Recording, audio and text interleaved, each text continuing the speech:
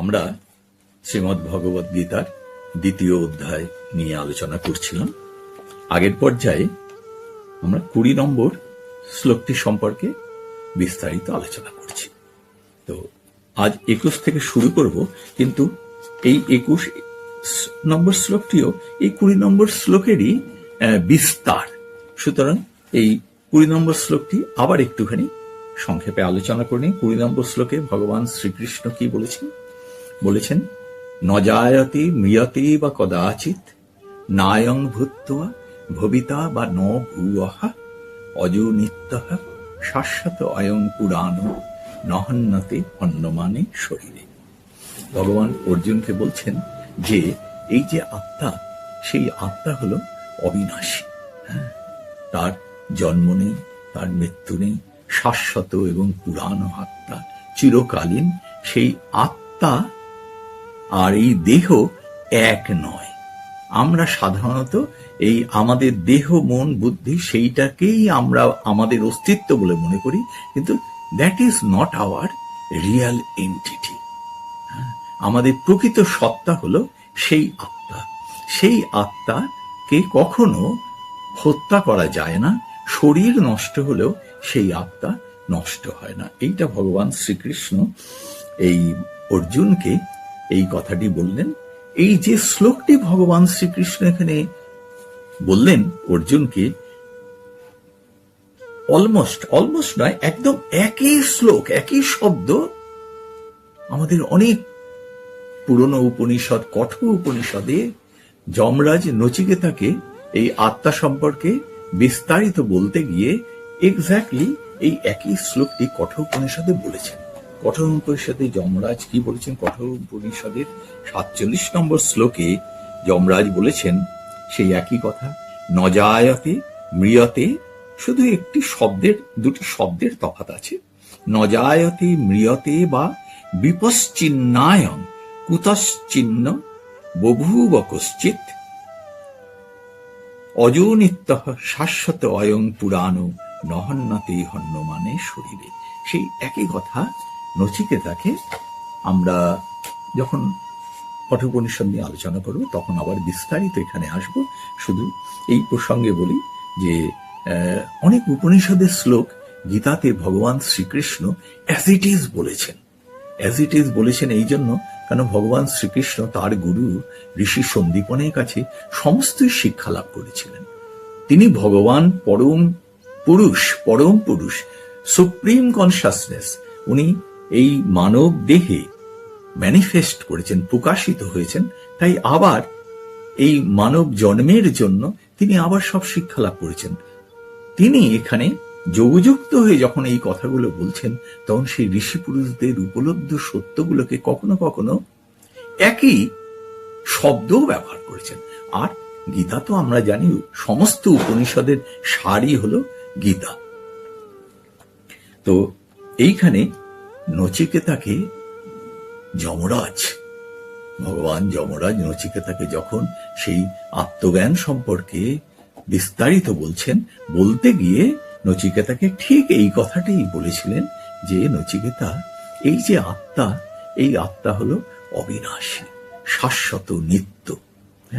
দেহ শেষ হলেও এই আত্মার শেষ হয় না, কারণ আত্মা একটি চিরন্তন অস্তিত্ব। আবার তৈত্তরীয় উপনিষদেও আমরা এই কথাটা দেখতে পাই। তৈত্তরীয় উপনিষদে এই সম্পর্কে বিস্তারিত আলোচনা করা হয়েছে এবং সেখানে বলা হয়েছে এই যে আমরা বলি যে এই আমাদের দেহ, আমি এই দেহ, মন, বুদ্ধি নিয়ে আমি আছি, আমার এই যে প্রকাশ, আবার নাম রূপ নিয়ে আমার যে সত্তা, তৈত্তরীয় উপনিষদ বলছে এই যে দেহটা, যার ভেতরে আমার এই আত্মার প্রকাশ, এই দেহটা কিন্তু একটি দেহ নয়, এই দেহটা আসলে 5টি দেহ, 5 bodies। সেটিকে কোষ হিসেবে তৈত্তরীয় উপনিষদের ঋষি বর্ণনা করেছেন।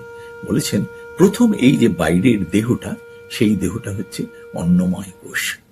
পৃথিবীর জল, মাটি, বায়ু থেকে তৈরি এই অন্নময় কোষ। এই অন্নময় কোষ যে দেহ, এর ভেতরে এটি হলো স্থূল দেহ।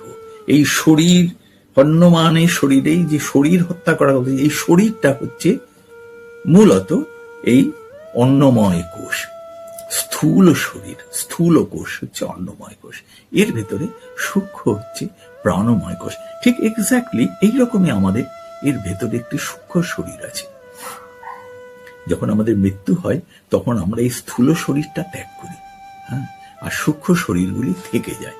সেটা আরো অনেক বিস্তারিত আলোচনা অন্য সময়, উপযুক্ত সময় আমরা তাই নিয়ে করব।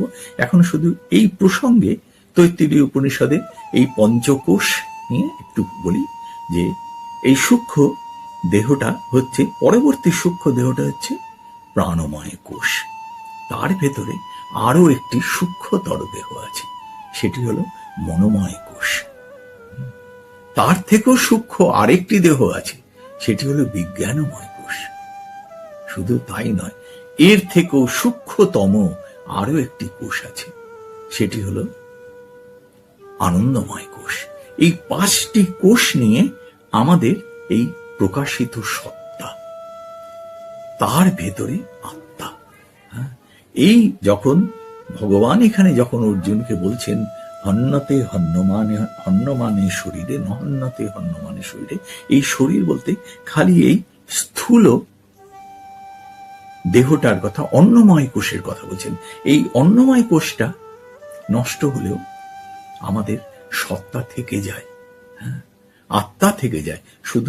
শুধুই যে আত্মা থাকে তা নয়, মৃত্যুর পরে, অর্থাৎ এই দেহের মৃত্যুর পরে আত্মা কিন্তু সেই অন্যান্য কোষগুলি নিয়ে সূক্ষ্ম দেহ নিয়ে বিচরণ করে।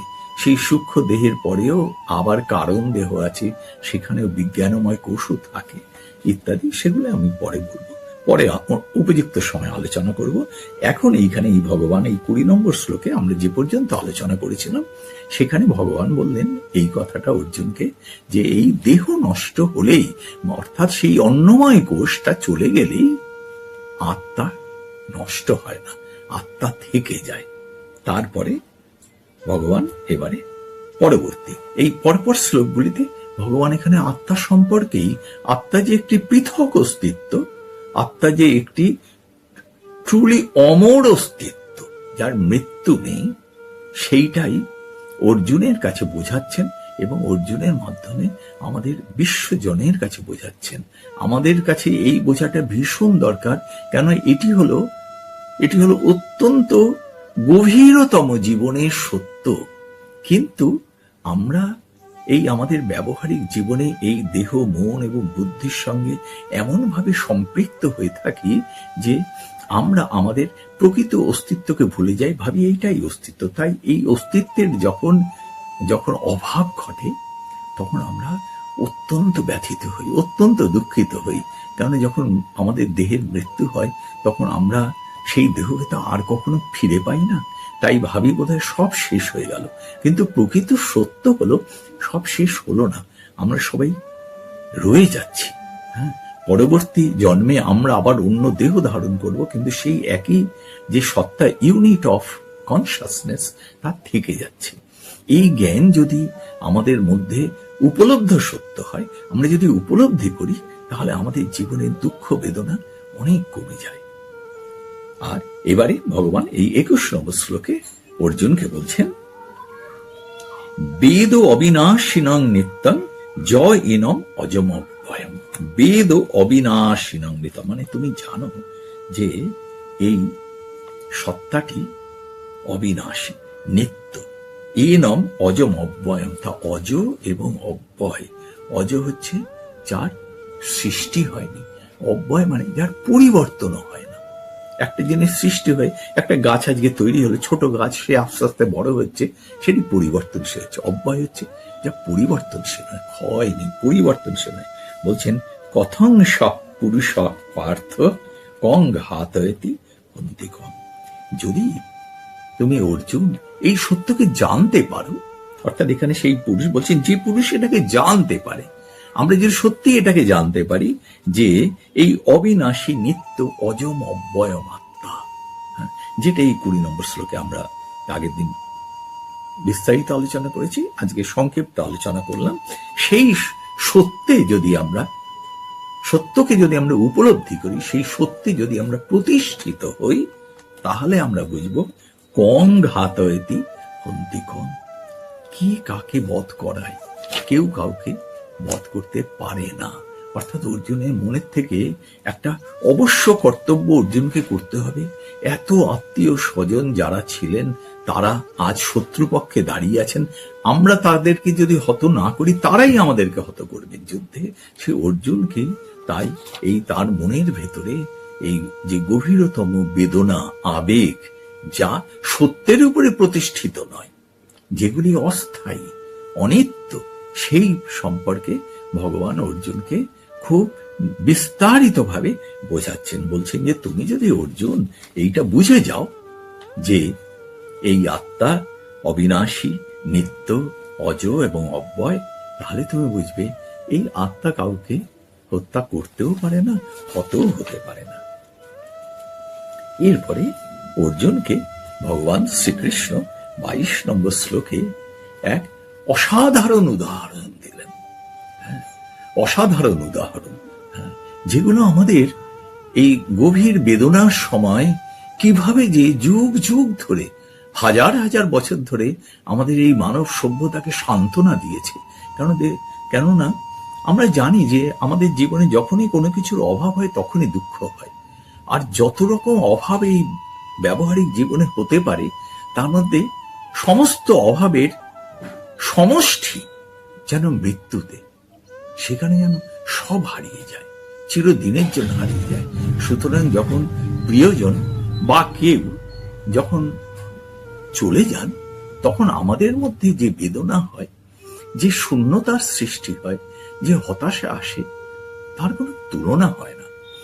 এই বেদনা এই যেন সভ্যতার চিরদিনের বেদনা, চিরন্তন বেদনা।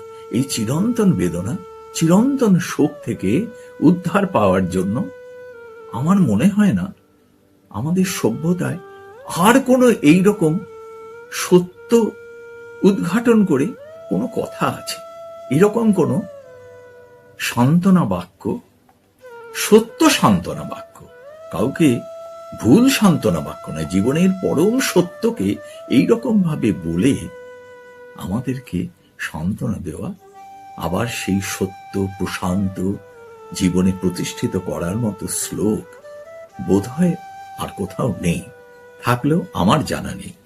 এই যেমন 20 নম্বর শ্লোকে আমরা এটা পড়লাম নজায়তে বিয়তে, তেমনি আরেকটি এরকম শ্লোক এই 22 নম্বর শ্লোকটি, যাকে চিরকাল মনে করা হয়। আমরা অনেকে জানি, আমরা যদি মৃতদেহ সৎকারের সময় কখনো সামনে উপস্থিত থেকেছি, দেখেছি যে সেখানে যখন সৎকার সময় মন্ত্র পড়ানো হয়, পুরোহিত মশাই এই মন্ত্রটি উচ্চারণ করেন, এই শ্লোকটি উচ্চারণ করেন। এই শ্লোকটি হলো বাসাংসি জীর্ণানি যথা বিহায় নবানি গৃহণাতি নরূপরাণি তথা শরীরাণি বিহায় জীর্ণান্নানি সংজাতি নবানি দেহি।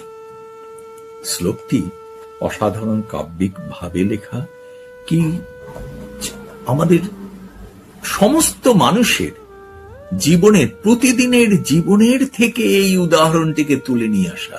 ভগবান বলছেন বাসাংসি জীর্ণানি যথা বিহায় নবানি গৃহণাতি নরূপরাণি। এই মানুষের আমরা, আমরা যেমন আমাদের যে পরিচ্ছদ জামা কাপড় পরি, সেটা যখন জীর্ণ হয়ে যায় আমরা কি করি? আমরা সেগুলিকে পরিত্যাগ করি। আমরা যখন সমাজে আসি, আমরা তো এই সভ্য সমাজে আমরা জামা কাপড় পরে একটি নির্দিষ্ট রূপ নিয়ে, নির্দিষ্ট প্রকাশ নিয়ে আসি, তাই দিয়ে আমাদের পরিচয়। কিন্তু আমরা কি আমাদের জামা কাপড়? আমরা আমাদের জামা কাপড় নই। জামা কাপড় আমাদের প্রকাশকে মহিমান্বিত করে। এইখানে ভগবান বলছেন যে এই জামা কাপড় যখন জীর্ণ হয় তখন আমরা কি তাকে আঁকড়ে ধরে থাকি? আমরা তাকে আঁকড়ে ধরে থাকি না। আমরা তার প্রতি নিরাসক্ত হয়ে তাকে আমরা ছেড়ে দিই, চলে যেতে দিই। দিয়ে কি করি? আবার আমরা নতুন জামা কাপড় গ্রহণ করি। বলছেন আত্মা হচ্ছে সেই রকম, তথা শরীরাণি বিহায় জীর্ণান্নানি সংজাতি নবানি দেহি। আত্মাও যখন দেখে যে এই শরীর নানান কারণে জীর্ণ হচ্ছে, অথবা কোনো আঘাতের দ্বারা, অসুস্থতার দ্বারা বা অন্য কোনো কারণে শরীর যখন সেই আত্মাকে ধরে রাখার অনুপযুক্ত হচ্ছে, তখন আত্মা কি করে? আত্মা তখন সেই জীর্ণ বস্ত্রের মতো সেই শরীরটি ত্যাগ করে। ত্যাগ করে সেই আত্মা নষ্ট হয় না, আত্মা থেকে যায়। সেই আত্মা অর্থাৎ আমাদের প্রিয়জন যখন চলে যান, তখন তিনি থেকে যান, তার সেই রূপটা, তার সেই প্রকাশটা থাকে না। জীর্ণ বস্ত্রের মতো সেই প্রকাশটিকে পরিত্যাগ করে তিনি আবার পরবর্তীকালে নতুন দেহ ধারণ করেন।